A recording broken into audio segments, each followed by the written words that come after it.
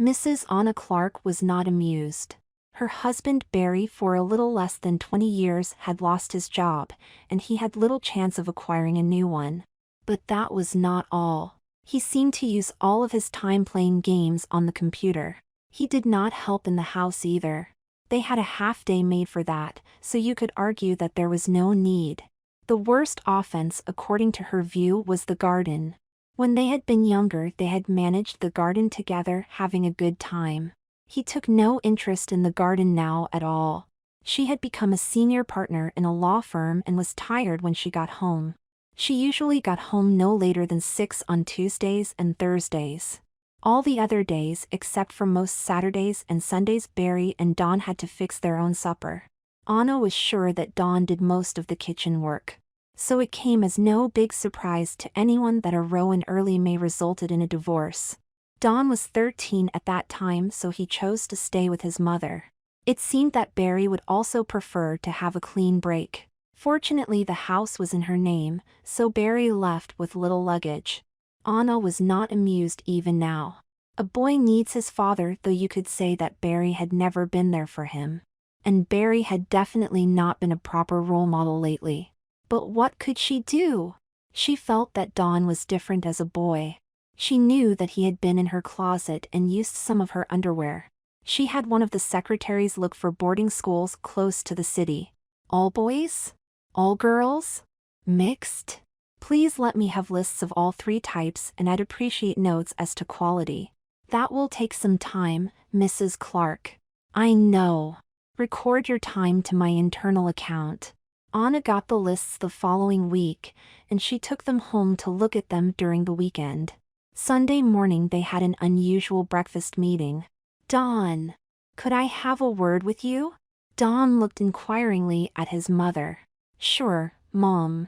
What's up? What would you say about attending a boarding school?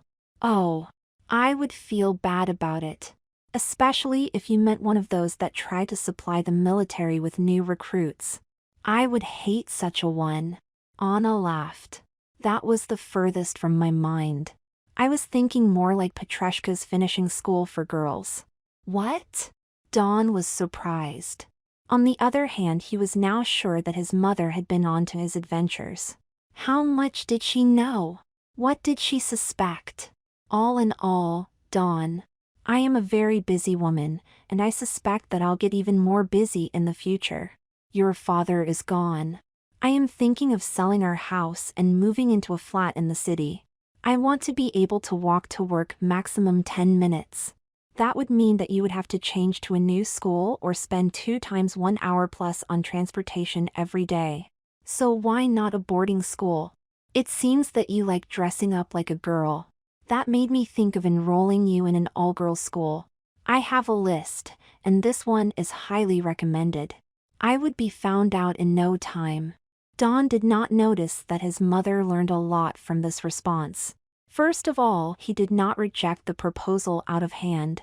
But his comment also pointed out a practical problem that would have to be addressed. That would not be good. If we agree, you would have to fit in. She looked him in the eye. But tell me, Dawn, should I inquire? You mean ask them if I could become a pupil there? Yes. Nothing is definite yet. And I would never do it without your consent. Then please ask them. Dawn was excited, but at the same time he was nervous. The idea was really something. But could they pull it off? The light outside the office was green, so the headmistress was in and available. The door was also open, so Anna walked right in. Mrs. Clark? Please come in and have a seat. The headmistress shook her hand, and Anna sat down in the offered chair. I have a very unusual request. I have a boy at 13. He and I agreed that it would be best for him to attend a boarding school. On the other hand, he is the quiet type. He likes dressing like a girl. I'd ask you if it would be possible for him to attend your school. Mrs. Damien looked amazed. I agree that your request is indeed very unusual.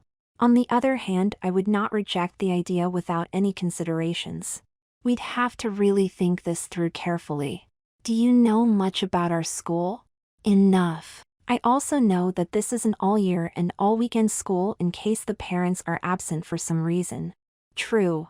Will you be absent much of the weekends? What about the normal holidays? I am a lawyer. I happen to work during weekends maybe 3 or 4 times a year. I'll know well in advance and inform him and you. Holidays? I don't know for certain. But I'd suppose that I and my daughter would like to have a vacation every year.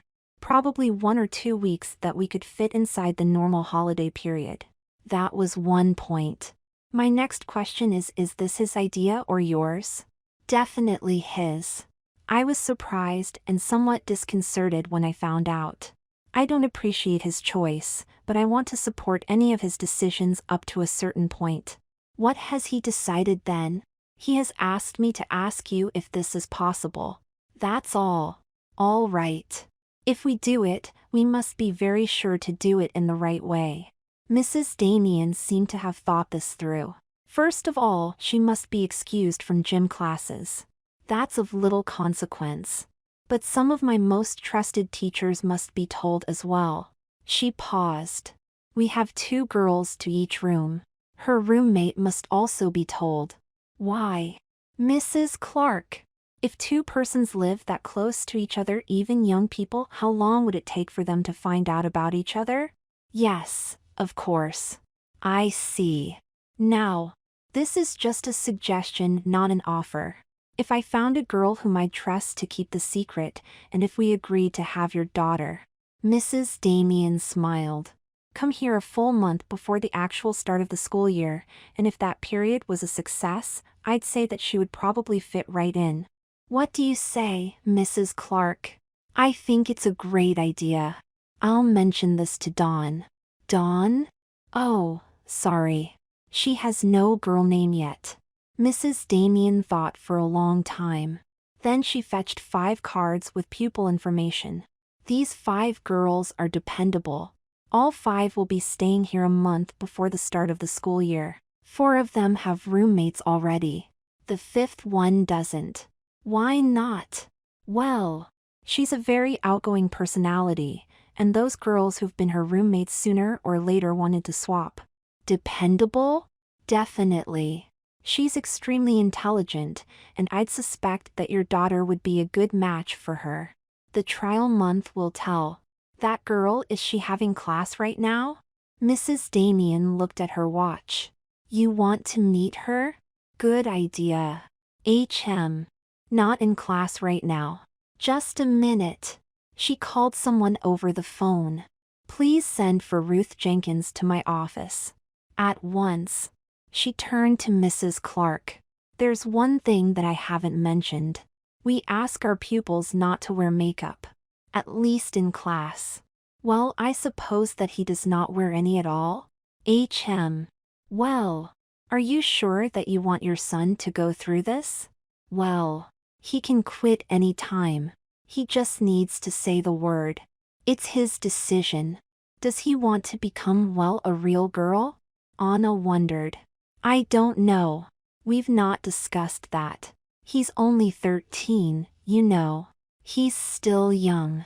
I suspect that he doesn't want to become a full girl.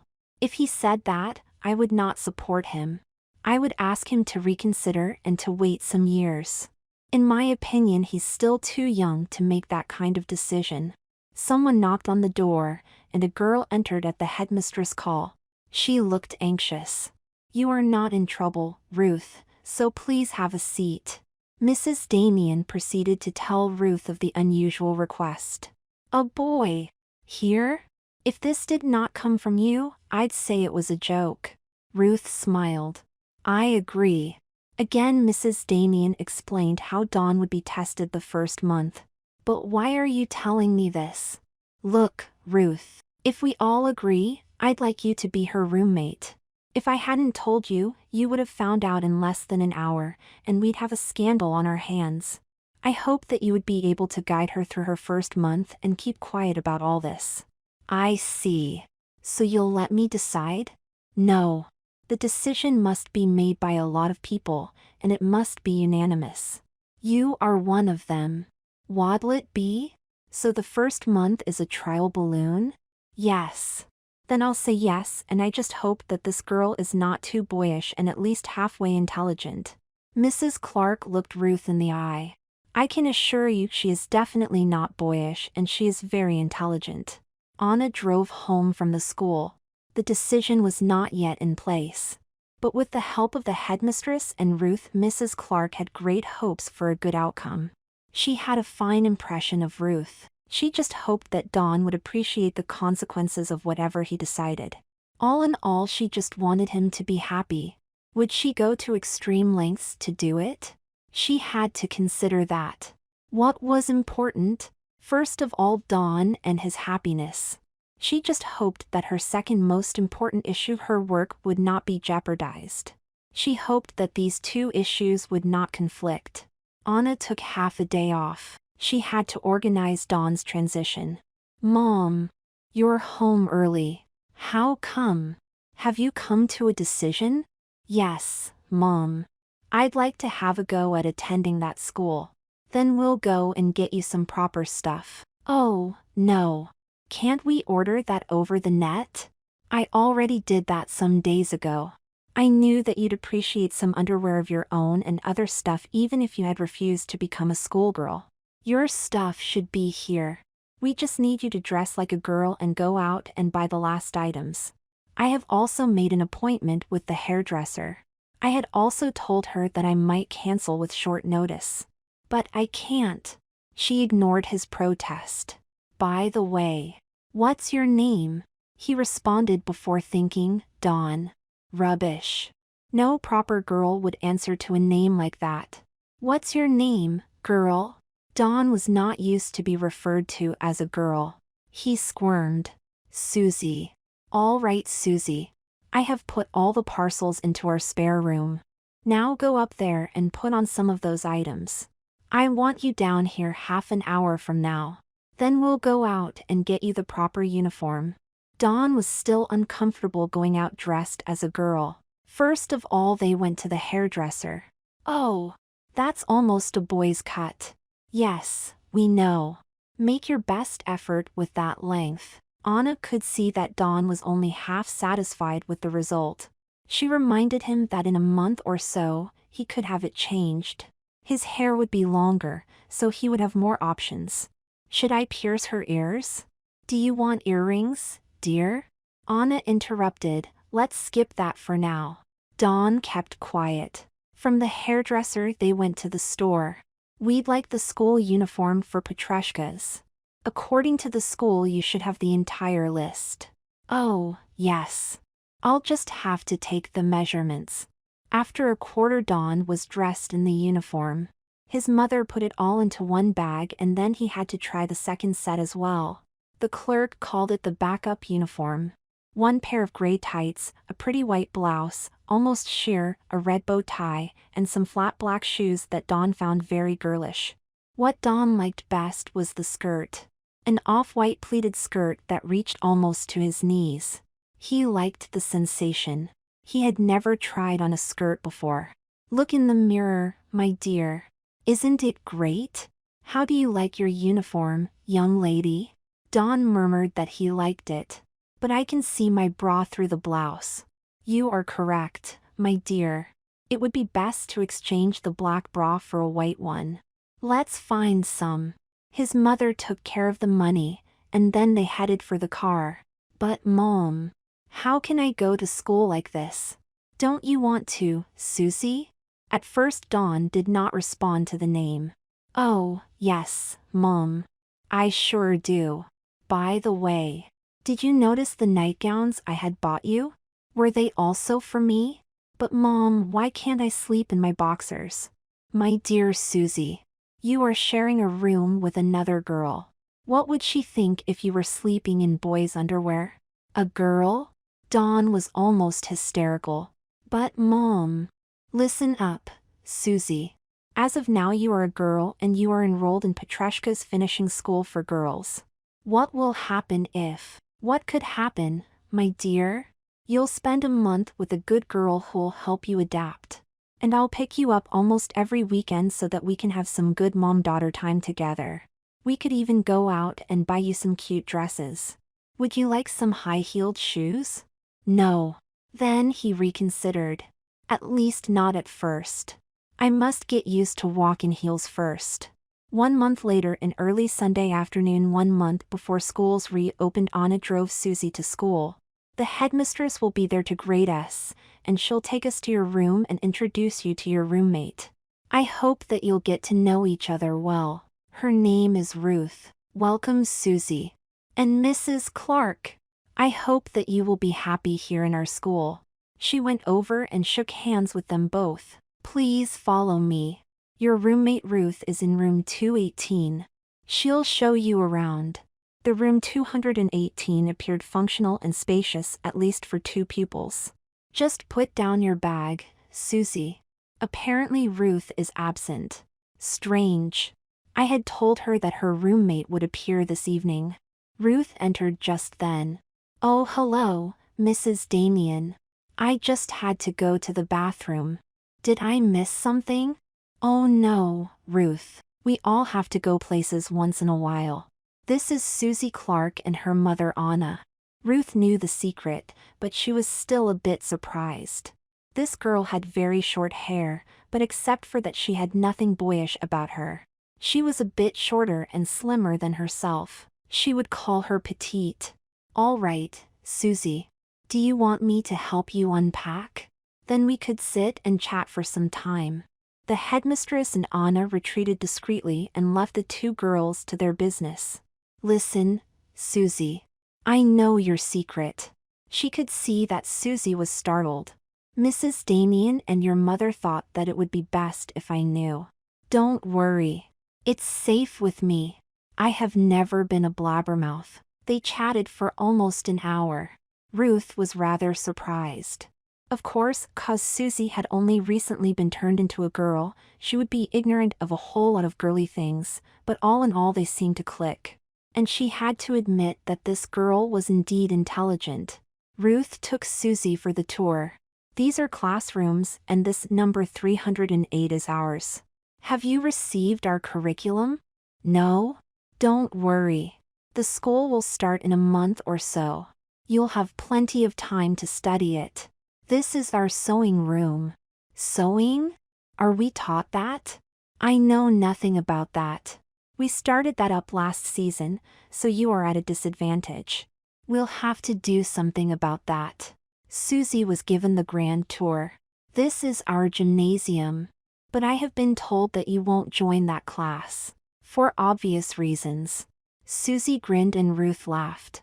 Ruth appreciated her humor.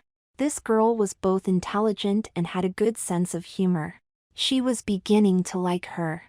They happened to pass another girl. Hey, Donna. This is Susie. She'll be joining our class when school starts up. She needs to be brought up to speed as to sewing. You know I'm not proficient at that. Would you mind teaching her? The girl looked at Susie. What's in it for me? You would be in our good graces. What a reward. Then she reconsidered. Well, my roommate, her name is Erin, is one of the best in our class. Maybe we could talk her into this. Should we go and ask her? Susie was stunned. Donna's roommate was a real beauty.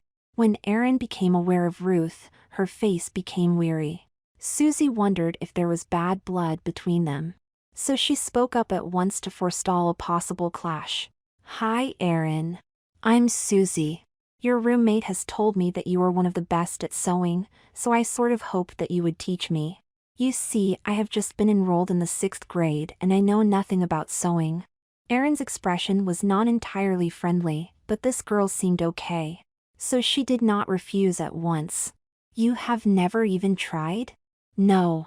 Never occurred to me. Erin showed upturned eyes. Me?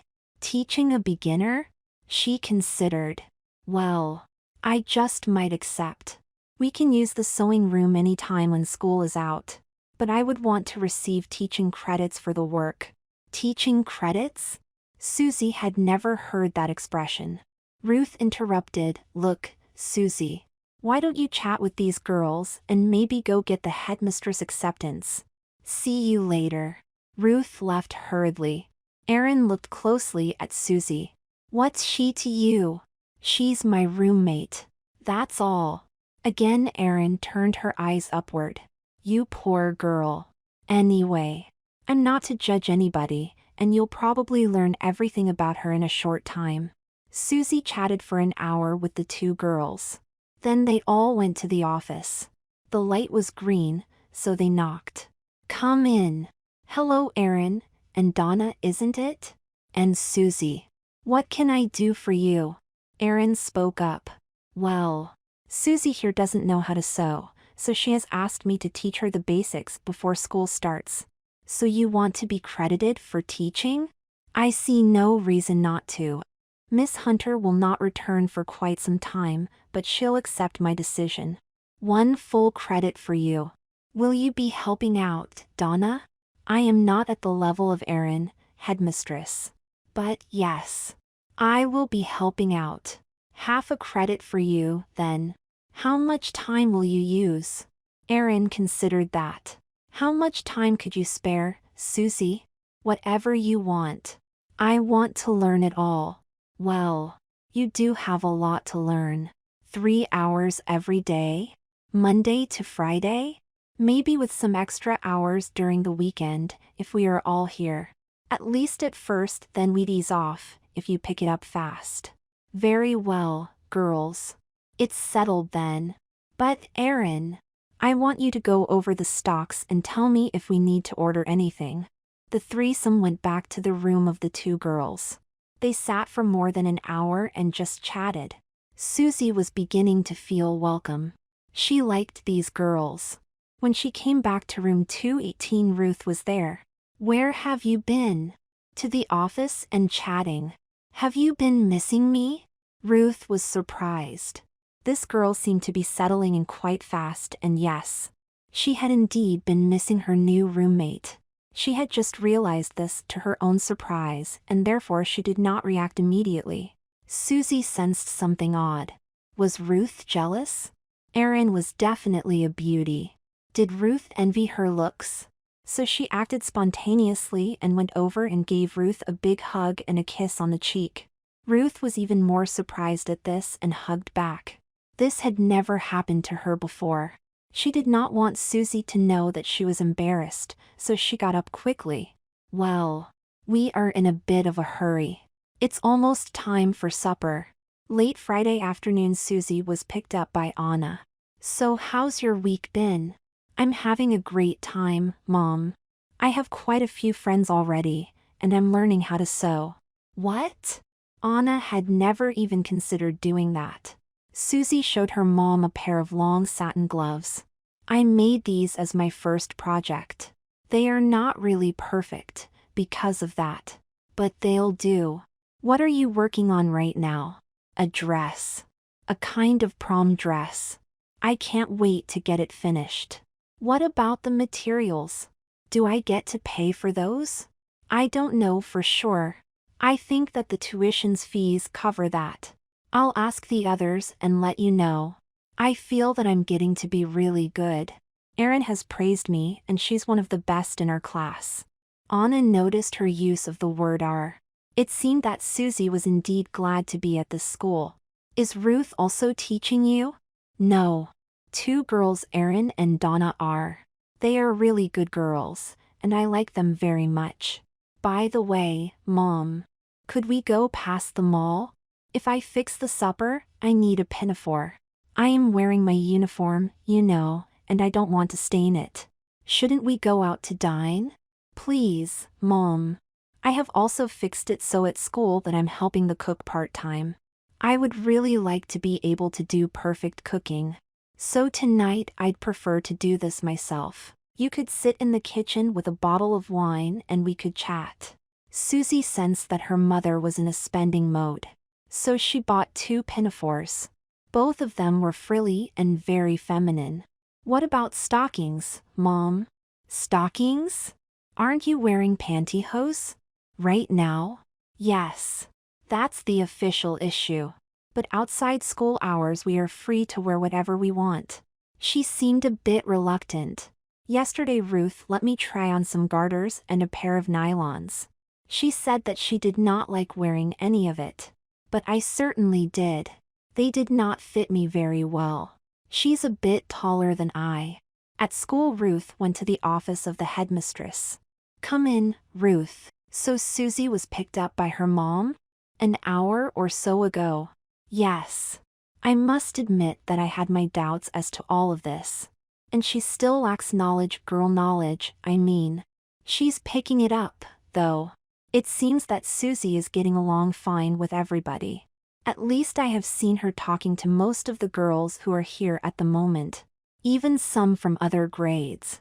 Mrs. Damien accepted Ruth's comments without any response. She was busy studying Ruth. Was this the turning point for this pupil as well? Ruth had not been a problem as such. She had never gone out of her way to make friends. Her family was wealthy, but Ruth seemed not to be affected by that. She was also intelligent. In that respect she might seem a little snobbish. Hopefully Susie would turn out to make a difference. She hoped that Susie and Ruth would become friends. What about yourself? Are you getting along with her? Ruth grinned. At first I had trouble accepting her. I just couldn't ignore the fact that she's a boy. Now, I don't feel a difference.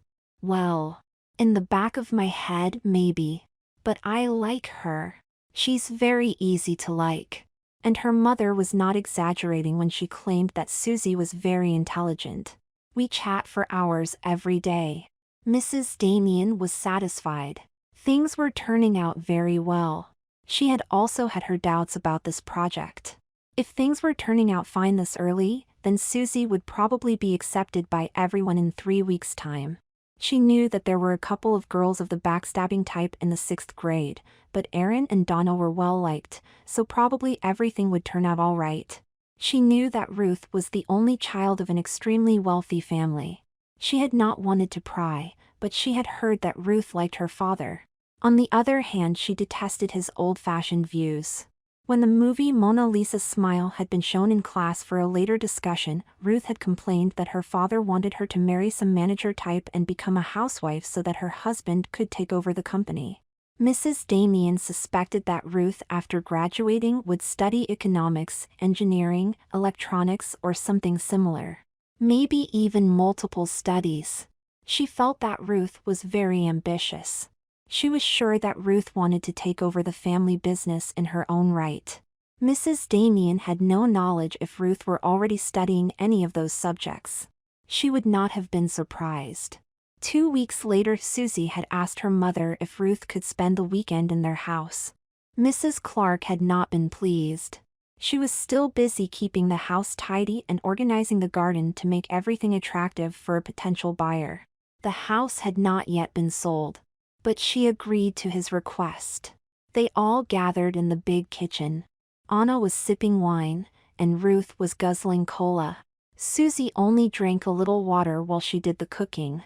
Ruth claimed that she had never appreciated that kind of work. Are you a good cook, Susie? Not a perfect chef, but I like to cook. I am learning all the time. Ruth noticed that even though her pinafore was very feminine, Susie did not seem to put on an act. Ruth had looked at the net, and her impression was that some crossdressers went to extremes. Some wanted to flaunt their femininity. Susie, on the other hand, seemed perfectly natural and relaxed. After the meal, they chatted for quite some time. Ruth felt that this might be the proper time for her to make her position clear.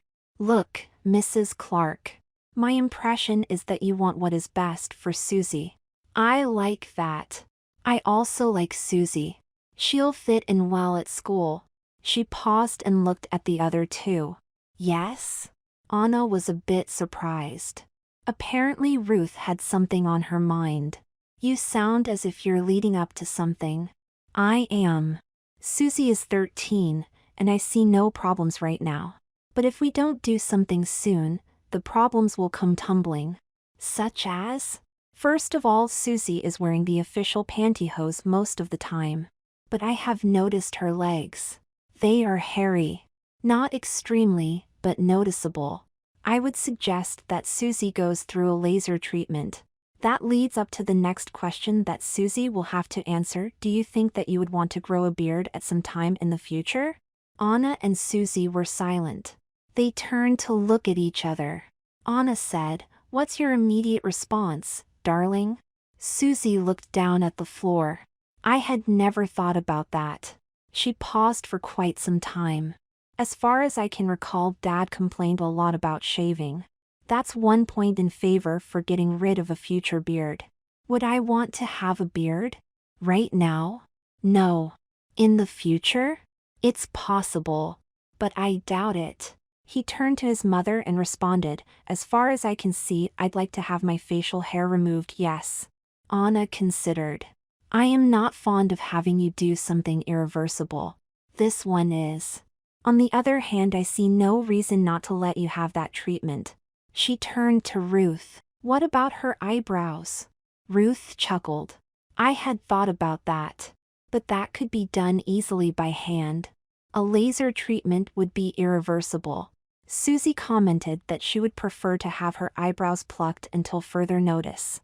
Ruth commented, "Susie, you are good looking, but your lips are rather thin.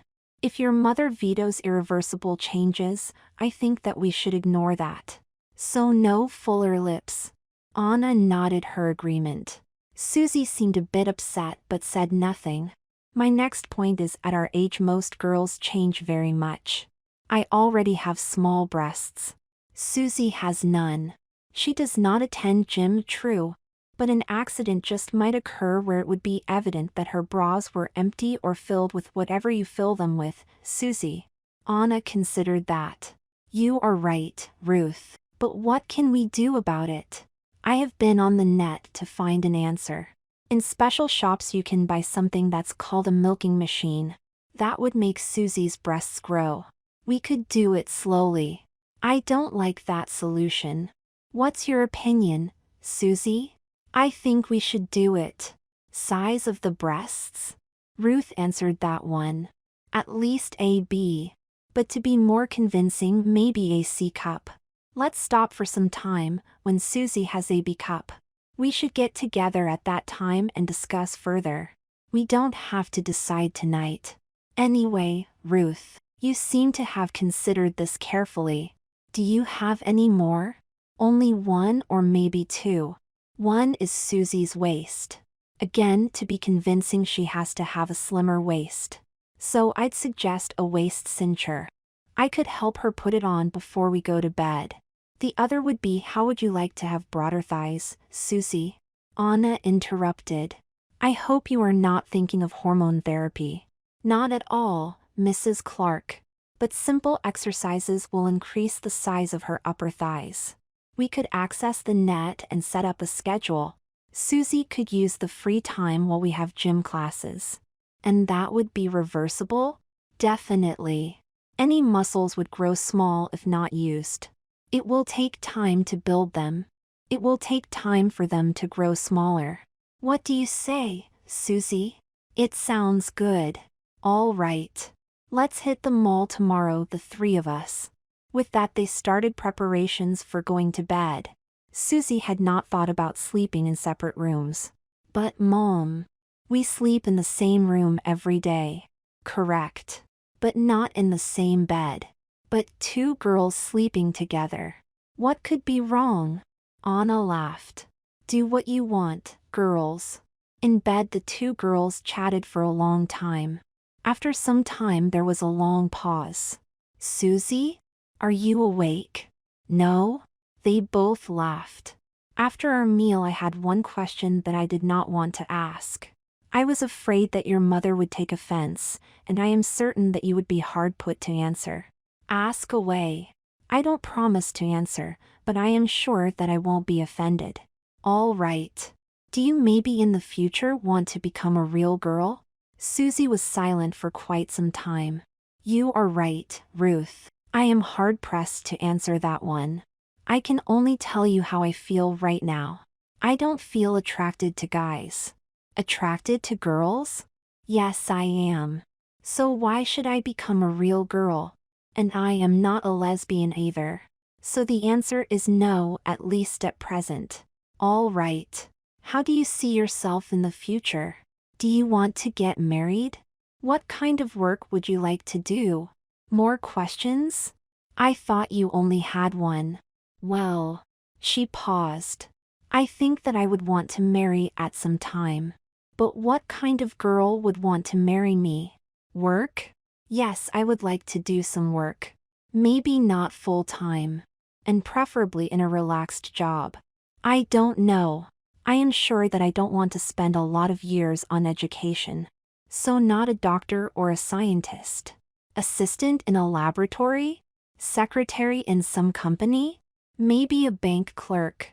Bank clerks are a dying breed. I don't want to wind up in a cashier's job.